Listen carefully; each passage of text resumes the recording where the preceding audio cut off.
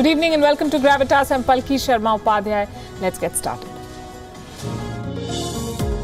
Gravitas, co-presented by SBI Mutual Fund, a partner for life.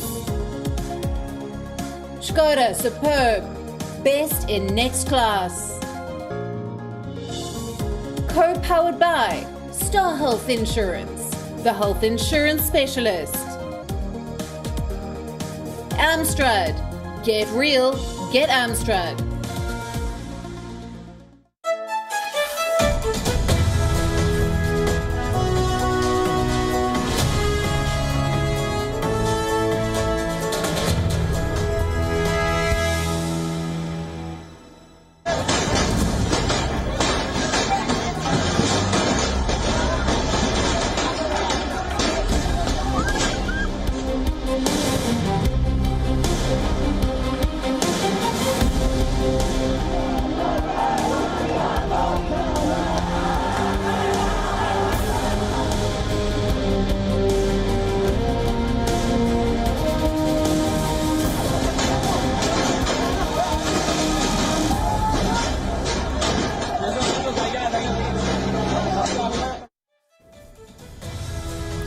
The beheadings and terror attacks in France have triggered a global wave of violence. Islamists protesting against French President Emmanuel Macron have hit the streets.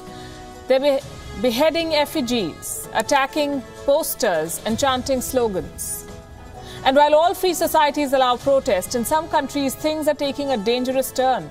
In Bangladesh, for instance, the home of 10 Hindu families have been burned. A mob of 500-odd people ran riot in a city, setting buildings on fire. Hurt sentiments cannot be an excuse for arson or murder. But you cannot reason with some people when Islamic leaders themselves justify and defend violent attacks. And you cannot rest easy when you know that this will not be the last. In Pakistan, a school teacher is demonstrating beheading in class. When students are taught this violence in school, imagine what they'll grow up to be. It's a vicious and dangerous cycle of hate and terror that leaders like Erdogan and Imran Khan have plunged the Islamic world into. On Gravitas tonight, we'll show you what's happening across the world and how the leaders of France are dealing with it. Also on the show, a Pakistani court approves the marriage of a 13-year-old to her 44-year-old abductor. The girl is forcefully converted and married. Now the police says they cannot find her. Last day of campaigning in the US presidential election, Donald Trump says his lawyers will take it over from here. 3 days after the earthquake in Turkey, stories of miraculous survivors and dimming hope. And New Zealand sets a new benchmark on inclusivity. They have a gay deputy PM, a Maori tattooed foreign minister, and an Indian origin minister. We'll tell you all about it. We begin as always with Gravitas Global Headlines.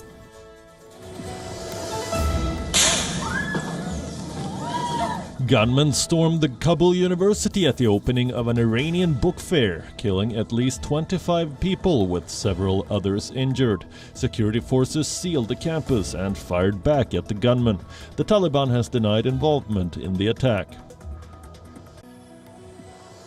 Reacting to the anti-monarchy protests, Thai King Maha Vajiralongkorn has said that he still loves protesters and that Thailand is a land of compromise. Thousands of Thai royalists staged the biggest show of support for the monarchy in the face of months of protests that have called for reforms to the monarchy as well as removal of the government. Police in Belarus detained several opposition protesters and fired warning shots in the air as around 10,000 people hit the streets of Minsk in defiance of strongman President Alexander Lukashenko. Demonstrations have continued in the capital for 12 straight weeks since a disputed election.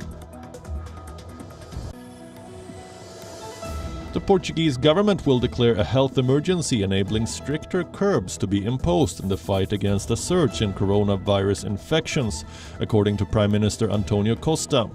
The new measures will be expanded from Wednesday to cover 7.1 million people.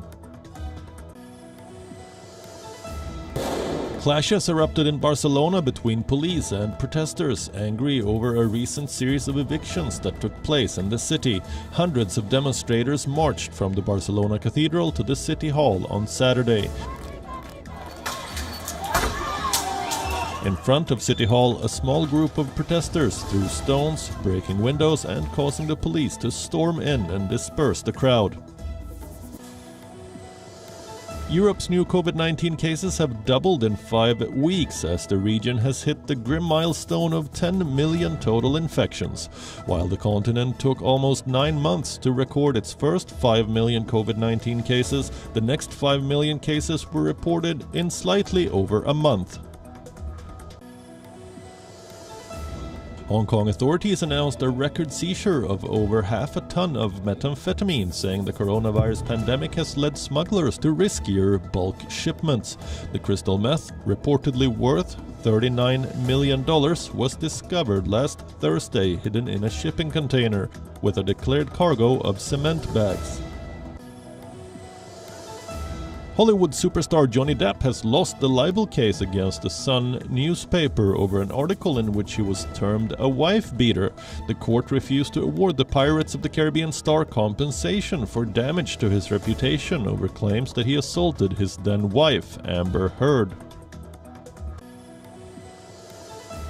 Tottenham Hotspur climbed to second place in the Premier League standings with a 2-1 victory against Brighton. Harry Kane opened the scoring from a controversial penalty after just 13 minutes. But Brighton equalized in even more dubious fashion in the second half through Tariq Lamptey, even though there appeared to be a clear foul in the build-up that was reviewed by the referee on a pitch-side monitor. Gareth Bale stole the headlines though, as he headed in his first goal since returning to Tottenham in the 73rd minute. Spurs are now only 2 points behind champions Liverpool. 48-year-old Brian Gay ended a 7-year wait for a PGA Tour title with a playoff victory at the Bermuda Championship. Wyndham Clark looked unstoppable in the final round, and 7 birdies on the first 11 holes saw him take the lead. But a bogey on the 17th saw him close at 15 under, following a round of 6 under. 2 bogeys for Gay on the 8th and 17th seemed to have ended his charge, but he birdied the 18th to close the round at 7 under and force a playoff with Clark. Gay carried that momentum into the decider to clinch the title and become oldest tour winner since August 2015. The world hasn't recovered from the shock of the beheadings in France, but there's no reprieve.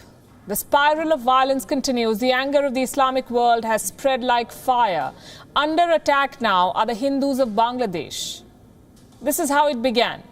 With a Facebook post, a Hindu in Bangladesh expressed support for the French government. He backed Macron's decision to defend the cartoons of Prophet Muhammad.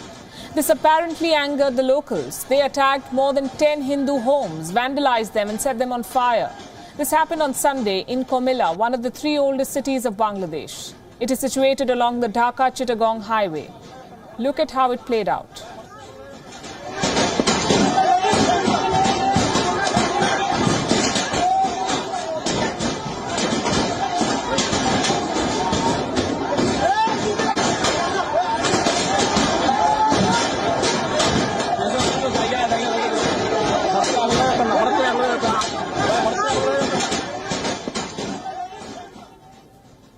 An angry mob launched attacks with sticks.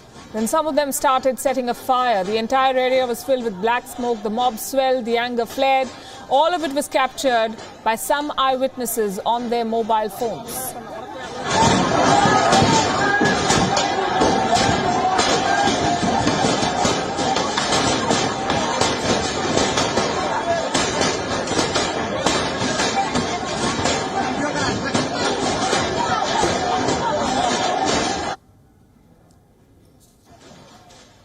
One report in the local press claims that rumors fuel the anger. Rumors that someone on Facebook has quote-unquote slandered Islam.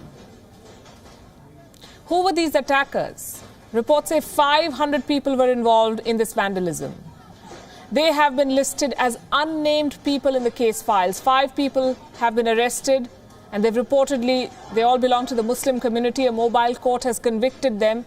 We are still waiting for more details to come from Bangladesh, but we can tell you that Muslims in that country are very angry with France. Let me show you another set of images. This happened in Dhaka today. tens of thousands of protesters rallying against the French government.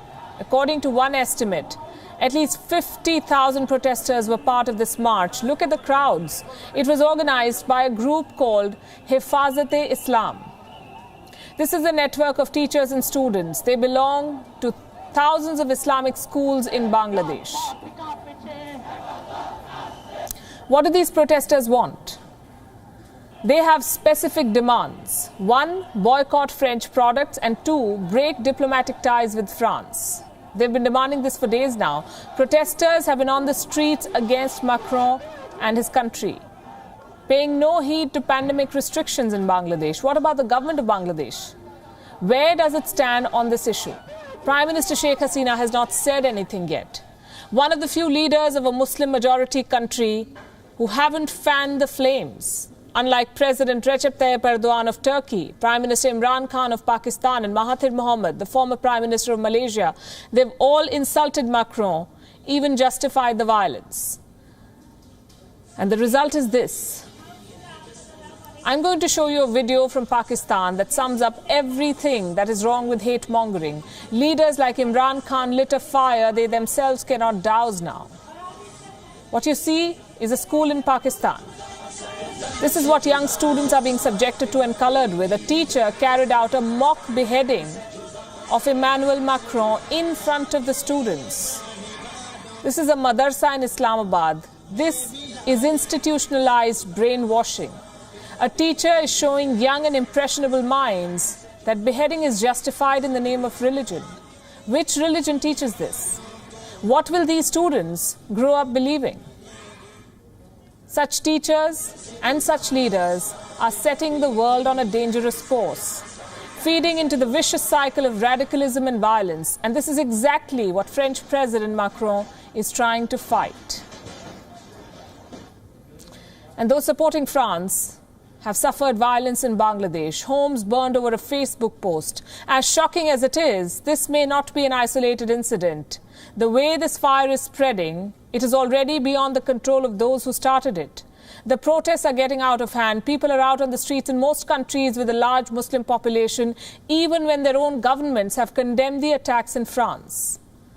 Here's a roundup of the Islamic backlash against President Emmanuel Macron.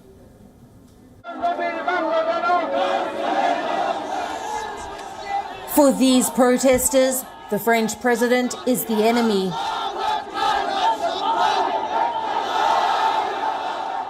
Posters and effigies of Emmanuel Macron have been subjected to their wrath. In Dhaka, they attacked with shoes and brooms.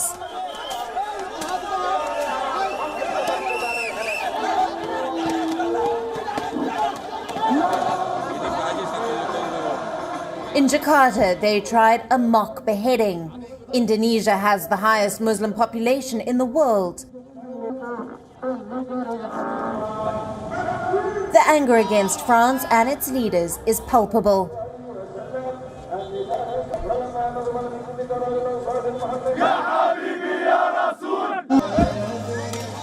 In Gaza, they burned an effigy of Macron. What began with Erdogan's insults Macron'un zihinsel noktada bir tedaviye ihtiyacı var. Imran Khan's insinuations and Mahathir Mohamad's defense of violence has now become a global protest.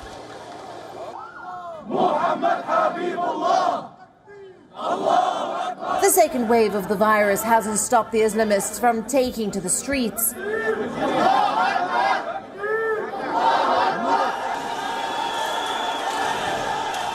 Over the last week, they have broken every social distancing rule to protest against France and its president.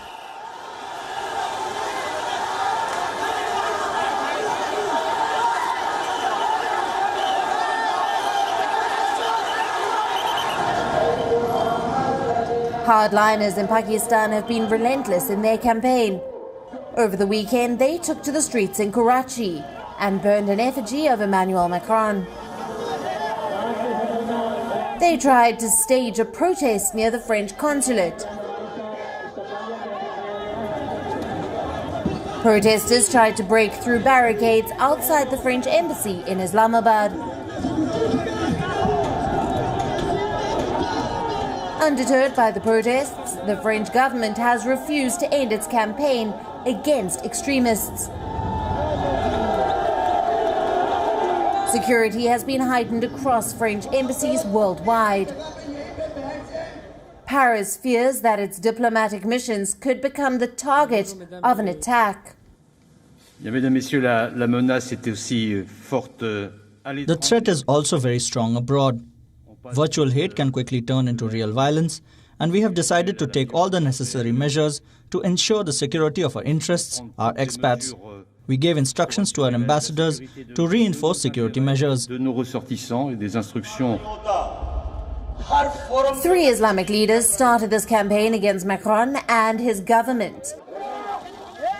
With insults and boycott calls, their provocations whipped up the anger of Muslims and spurred on hardliners and extremists, creating a dangerous situation. Bureau Report, WION, World is One.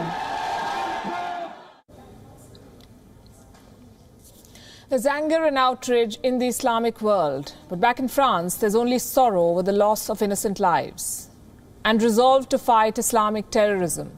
Monday was marked as a day of national homage for the victims of the recent terror attacks. The day began with the reopening of schools across France. This includes the school where Samuel Paty, the history teacher, was beheaded.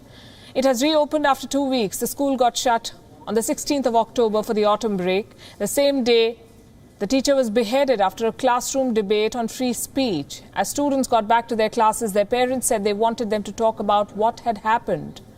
Face it rather than stay silent, they said.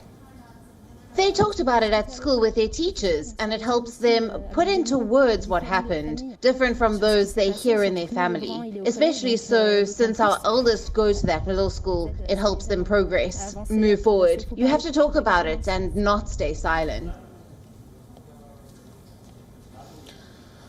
To extend his support to the parents and students, the Prime Minister of France turned up at the school. He was accompanied by the country's education minister, Jean-Michel Blanquer. The two men interacted with students as they paid homage to their teacher.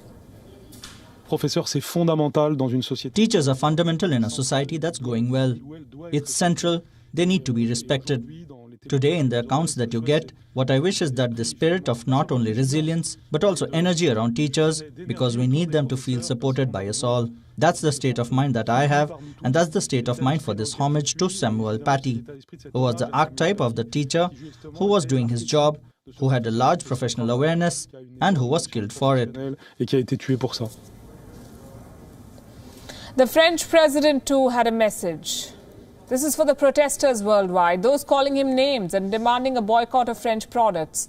Emmanuel Macron sought to calm tensions. He tried explaining his defense of caricatures of Prophet Muhammad.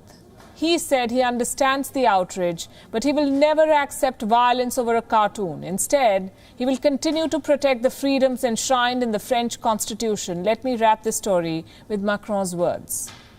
I'm not a specialist in theology, but I understand that Islam does not legitimize or support the use of any form of violence. I understand and respect that people can be shocked by these cartoons, but I will never accept that someone can justify the use of physical violence because of these cartoons. I will always defend the freedom of speech in my country, the freedom of thought, and the freedom to draw, which does not mean that I support personally what people say, think, or draw. But it means that these freedoms, these human rights that have been thought of and created here in France, I think it's our calling to protect them and to also protect the sovereignty of the French people that want them preserved.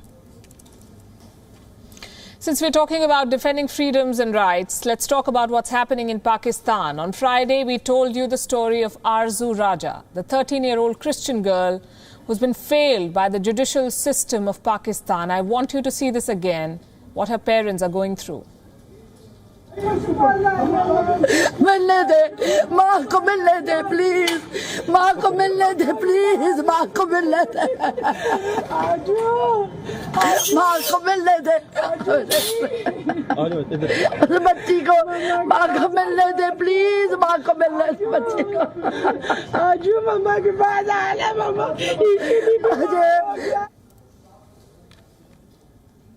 We told you how she was kidnapped, the 13-year-old girl, converted to Islam and married to her abductor. She's only 13, I must repeat that. Her abductor, now husband in the eyes of the Pakistan government, is 44 years old. The Sindh High Court upheld this marriage. That's right, a Pakistani court has validated a child marriage. Is it allowed in Pakistan? Do 13-year-olds get married in this country?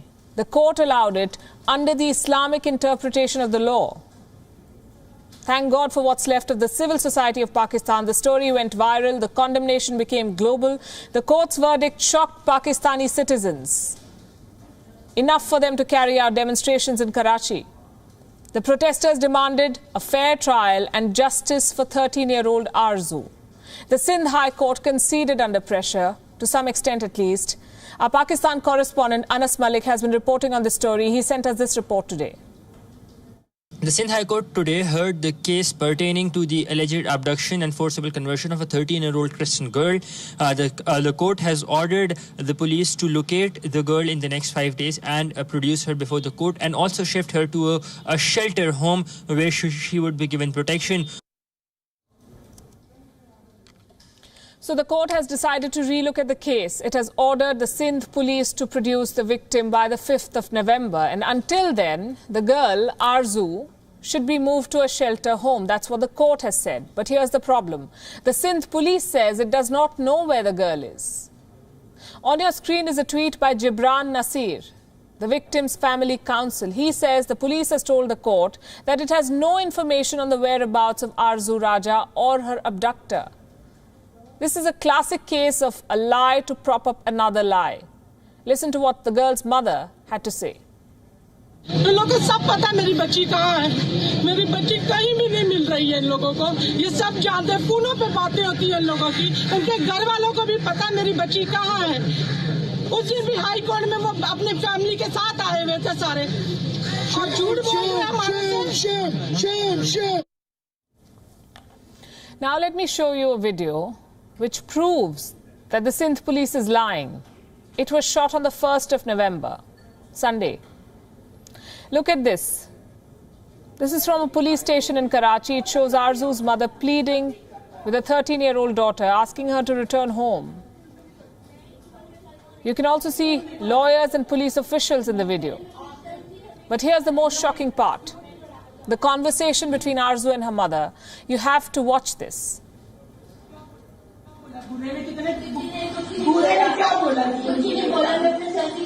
नहीं कुछ नहीं बोला मुझे, बूढ़े ने ये बोला होगा ना, मैं आपको पैसे देता हूँ, आप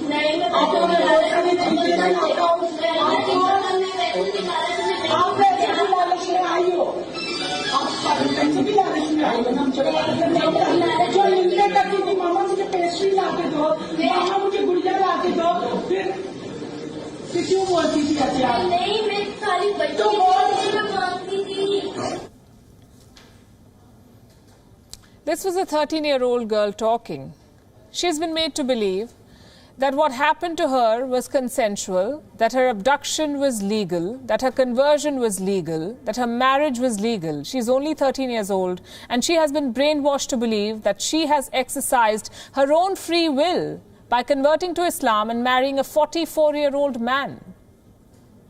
This is appalling on so many levels. What explains this? Arzu's family says that social status could be one of the explanations. The family council says the girl has been lured further by being told that she now belongs to a higher social standing after her conversion, that she is no more the child of a lesser god, but a Muslim like everybody else in Pakistan, and hence she's entitled to more respect in the society. Can a 13-year-old be expected to understand how wrong this is? Forget 13-year-olds. Pakistan's judiciary, its lawmakers, its clerics, its government, all of them can see how extremists and thugs are taking the law for a ride. A minor has been converted and brainwashed to believe that her social status has now been elevated. Her parents are fighting for justice. But Imran Khan, who gives others lectures on leadership, has failed to rise to the occasion yet again and speak for this child. And here's a reminder, in 48 hours from now, Americans across 50 states will vote for the final time to elect their 46th president. Early voting is underway as I speak. More than 95 million Americans have already cast their ballot. 95 million out of 230 million registered voters in this country. That's more than two-thirds of all the votes cast in the 2016 election. Thanks to the virus from Wuhan, most Americans have voted early to avoid cramming polling booths on the final day. They do not want to get infected. But let me show you some images. What you see is a mega rally for Trump at a township in Michigan. Thousands of Trump supporters came to see the president. Last we checked, the temperature in Michigan was -1 degree Celsius. The number of coronavirus cases in Michigan, 198,000. Neither the weather nor the virus could stop Trump from holding this rally. Does anybody have a coat I could use, please? This is definitely not the right one. Hello, Michigan. Hello, Michigan. And thank you very much for 4 years ago, but I gave you a lot of auto plants, so I think we're even, right? And we have a lot more moving in, a lot more moving in.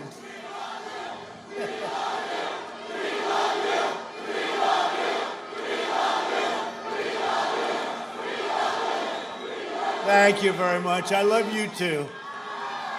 If I didn't, I wouldn't be standing here because it's freezing out here.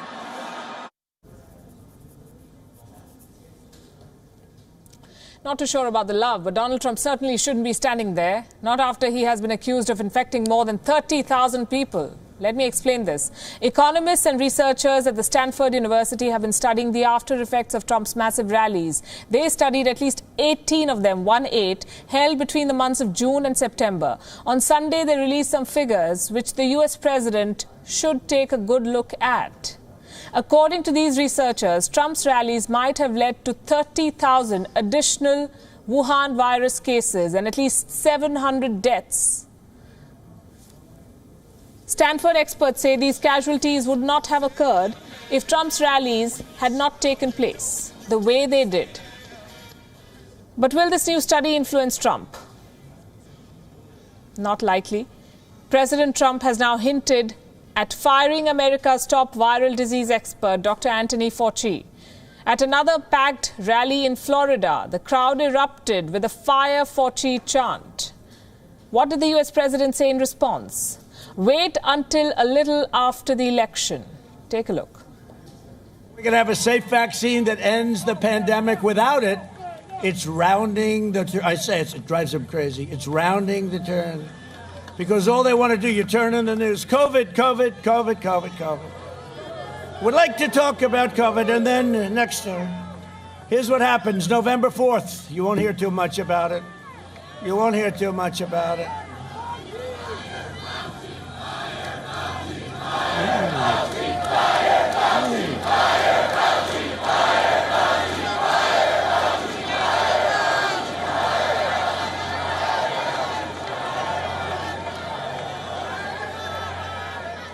Don't tell anybody, but let me wait till a little bit after the election. I appreciate the advice. I appreciate it. I appreciate the advice, says Donald Trump. And if you thought this was controversial, then wait till you hear what I'm about to tell you next. The US president is planning to send in his lawyers as soon as the election ends. He is preparing for a legal battle against the counting of mail and absentee votes that arrive late. The US Supreme Court has allowed 2 states to do so, Pennsylvania and North Carolina, 2 of the most hotly contested swing states in America. They've been allowed counting of late ballots for several days after the 3rd of November. The Trump campaign has repeatedly challenged this. They've lost 3 lawsuits over the same, but Donald Trump is unwilling to relent. I'll leave you with this. And I happen to think it was a terrible decision for our country made by the Supreme Court. I think it was a terrible decision for our country. And I think it's a very dangerous decision because you're going to have 1 or 2 or 3 states, depending on how it ends up, where they're tabulating ballots. And the rest of the world is waiting to find out. And I think there's great danger to it. And I think a lot of fraud and misuse can take place. I think it's a terrible decision by the Supreme Court. A terrible decision. Now, I don't know if that's going to be changed because we're going to go in the night of, as soon as that election's over, we're going in with our lawyers. 48 hours until election day. The controversies still have not stopped. No matter who wins the election, no matter who becomes the president, one thing's for sure, it's going to be a long and bitter winter in America. Does anybody have a coat I could use, please? This is definitely not the right one. And joining us from Hyderabad is Syed Akbaruddin, India's former permanent representative to the United Nations, someone who has also served as the spokesperson of the Ministry of External Affairs, as well as India's representative at the IAEA. Mr. Akbaruddin, welcome to WION.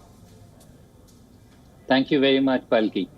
Let me start with a pleasure to be with you. Thank you, thank you. Let me start with a $1 million question.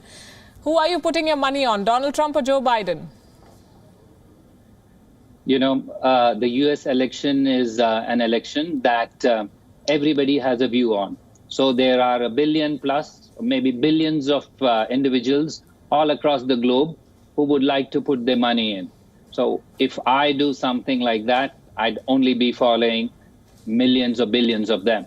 But then that's not a very difficult thing to do in terms of articulating your choice. But what is more important is to see how the process plays itself out. And that is perhaps once in a century election where the processes that all that we've learned for are changing, twists and turns at every instant. So I wouldn't be a betting man, so I wouldn't want to bet.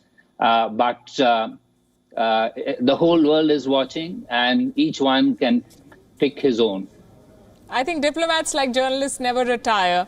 You've given me a long answer, but you've still not answered my question. In the media, sir, we use the word unprecedented quite liberally. But would you say that this election truly has been unprecedented, given the many variables and the deepening divide in America? Yes, it's unprecedented in many terms. You know, every leap year, we look at 2 global events. One, the Olympics, and the other, the U.S. presidential election. The Olympics is already being undermined by the global pandemic, and therefore it is now going to be held next year. The U.S. presidential election has been impacted by the pandemic in multiple ways. You've just mentioned that the number of early voters is a historic high, 95 plus million. This has never happened. I don't know whether the systems are geared up for this sort of upsurge. Also, we are hearing about perhaps a legal outcome very soon. There are judges on the U.S. Supreme Court who have been through this process in 2000 when they were on the Bush judicial team. 3 U.S. Supreme Court judges have had experience there. So in many, many ways, this is an unusual election. So let's sit back and let it unfold rather than put our money and wager. Right. What do you make of these early voters, 95 million plus? Is it anti-incumbency, as we like to discuss in Indian elections, or is it because of the Wuhan virus and people taking precautions? So you can choose where you stand will determine what you see. And that means that if you would like to see the election as a referendum, a choice between President Trump's outsized personality and all his impact on the U.S. administration, you can look at it that way. On the other hand, you can look at the election as a competition between 2 extremely different visions. There are differences on every aspect. Differences on how to tackle the pandemic, differences on how to tackle the economy, how to address matters of taxation, healthcare, climate change, how to work with allies across the Atlantic, how to address social inequality, racism, how to address Supreme Court justices, regulation of social media, multilateralism. So there are a dozen or so big issues where there are clear differences. You could address those, or you could address this as a choice of a referendum of President Trump's 4 years in office. Well, you saw the transition happen from Obama to Trump. You were in the US and you were there till 2019. You've seen the Trump administration operate at close quarters, closer than many of us here. What do you make of Donald Trump as president? He came as the disruptor. Has he been able to deliver on the promises he came with? President Trump tries to portray that he has delivered what he had promised. And he has a whole list of issues on which he has delivered to some extent or the other. It is, I must say, a fairly elaborate and impressive list of things that he delivered. But then the US president is not an independent individual. Ultimately, what he says has to be passed through Congress, through legislative action, etc. And there have been many places where there are shortcomings. Obviously, it's for the American people to decide which of these vision or arguments is true. There are yeses, pluses and minuses on each issue. It depends on which issue is important for you and what you think is the basis on which you would vote. We've done hundreds of stories on the US election here on WION, covering, we believe, every aspect of it. But when we go out, I think the Indian audience mostly has only one question. Has Trump been a friend of America? How would you rate him there? Of India, I'm sorry. There is no doubt that... Of India. Yes. There is no doubt that the trajectory of Indo-US ties during this administration has been on the upswing. But that said, this is not new. If you start from 2000, there has been alternatively a change of administrations. We had in 2000 Bill Clinton relinquish office and President Bush take over from Democrat to Republican, and then back to Democrat in 2008 and back to Republican in 2016. During each of these, our ties have only been enhanced. And that also, while we have had changes on our side. We've had the NDA government in 2000.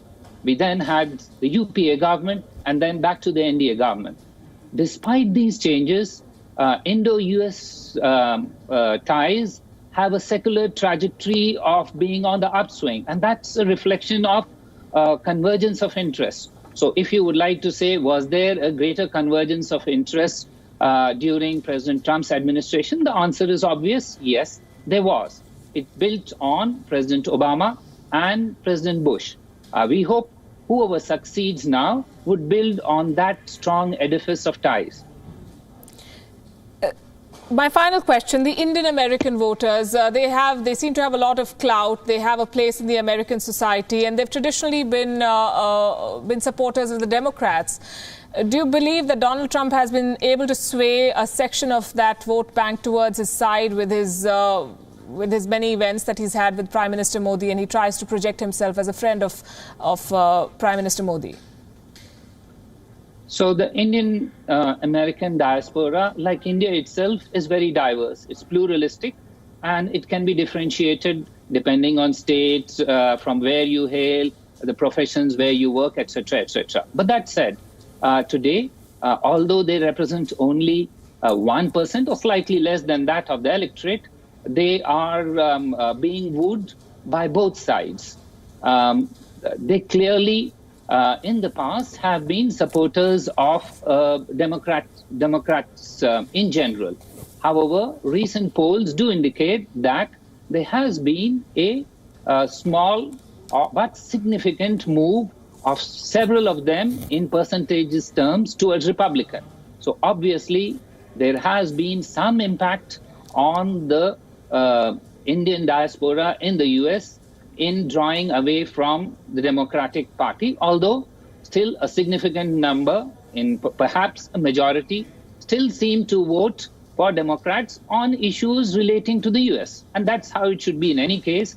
They are US citizens and they will vote according to interests they see as citizens of the United States. And that's what we would wish them to do so. Right. I'm going to leave it at that. But by this time tomorrow, I think the final phase of voting will be on in some states. And then the day after, we'll have the results, most likely, if Donald Trump doesn't have his way and send his lawyers in. I look forward to speaking with you on those matters. Mr. Akbaruddin, thank you very much for being with us here on Gravitas. Thank you very much, Palki. Let's now talk about the Trump of the tropics. A vaccine has left Brazil divided. The country's vice president has said that Brazil will buy the Chinese vaccine. A governor wants to make the vaccine mandatory. Those two statements have created a massive row, with people taking to the streets and the president not agreeing with any of their plans. Our next report tells you more. Brazil is witnessing a massive uproar. The state of Sao Paulo is hosting Chinese researchers for a vaccine trial. When the locals heard that a Chinese vaccine could be made mandatory, they took to the streets. We are against authoritarian Chinese ambassador, João Doria. He now wants to deploy a compulsory vaccine against our will. This doesn't exist in any place in the world. Not even in China is this vaccine compulsory for people. The director of WHO has stated that giving this vaccine to the whole population in an authoritarian way does not work. This can't happen. At the center of this controversy is Sinovac. The Chinese vaccine cleared for emergency use by Beijing. It remains a mystery to the rest of the world. And it is being tested in Brazil's Sao Paulo. The state's governor, João Doria, wants to make the Chinese vaccine mandatory if the country's health regulator approves it. But Brazil's president doesn't approve of the plan. Jair Bolsonaro has refused to buy a Chinese vaccine. Last week, his deputy joined the spat. Brazil's vice president contradicted Bolsonaro. He said Brazil will buy Chinese vaccines. The country's health minister has already announced a plan to buy 46 million doses of Sinovac. Bolsonaro has rejected the idea. Last week, he refused to foot the bill for vaccinating Sao Paulo. Dear Sao Paulo Governor, I know you are passionate. You know this, but no one is going to take a forced vaccine. It would be difficult. I am the government. The money is not mine but the people's. I am not going to buy your vaccine. Find someone else to buy it. Amid this political brawl over a Chinese vaccine, the people continue to protest. Brazilians are no strangers to mandatory immunization. A number of vaccines are compulsory in Brazil. The mandatory vaccines and large state-backed campaigns have been a great success in the past. This approach helped Brazil eradicate polio in the 1980s. The governor of Sao Paulo wants to adopt the same approach to defeat the Wuhan virus. But he faces a major roadblock: the president and his supporters, who rightly refuse to accept an unproven vaccine from China. Bureau Report, WION, World is One.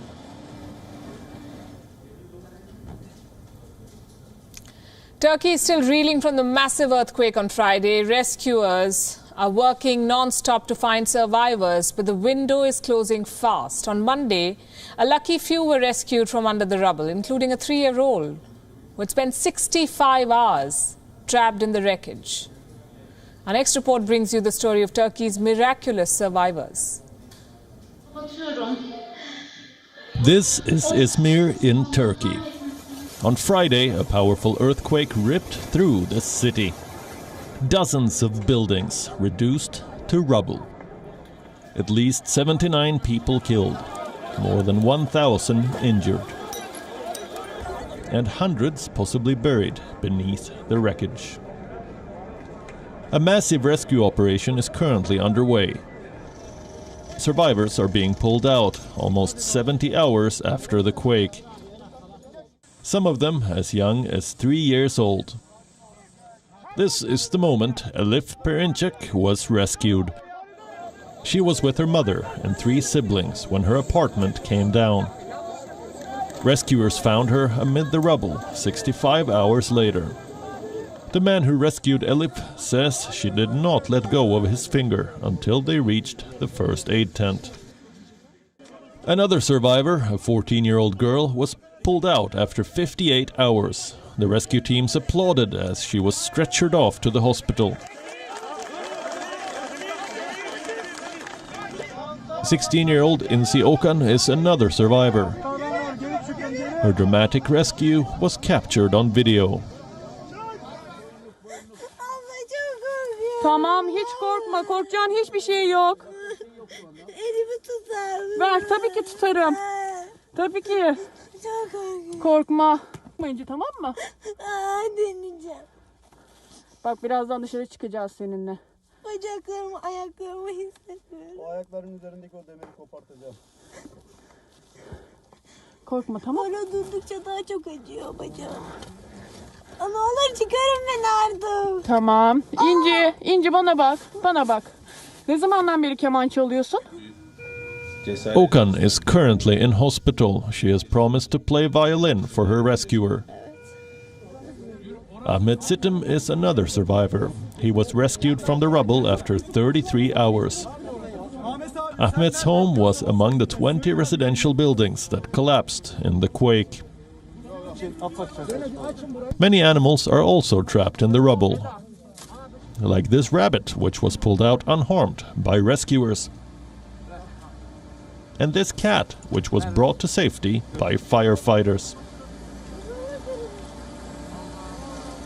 The earthquake has left hundreds homeless. Many of them have sought refuge at a temporary camp in the city. There are more than 3,000 tents and 13,000 beds here. Authorities have asked people not to enter damaged buildings, so it could be months before they can return home. These dramatic rescues are heartwarming, but the overall outlook is rather grim. More than 3 days have passed since the earthquake. With each hour, the chance of finding survivors diminishes. Bureau Report, WION. World is One. With that, it's a wrap. We're leaving you as always with Gravitas Images. Thanks very much for watching.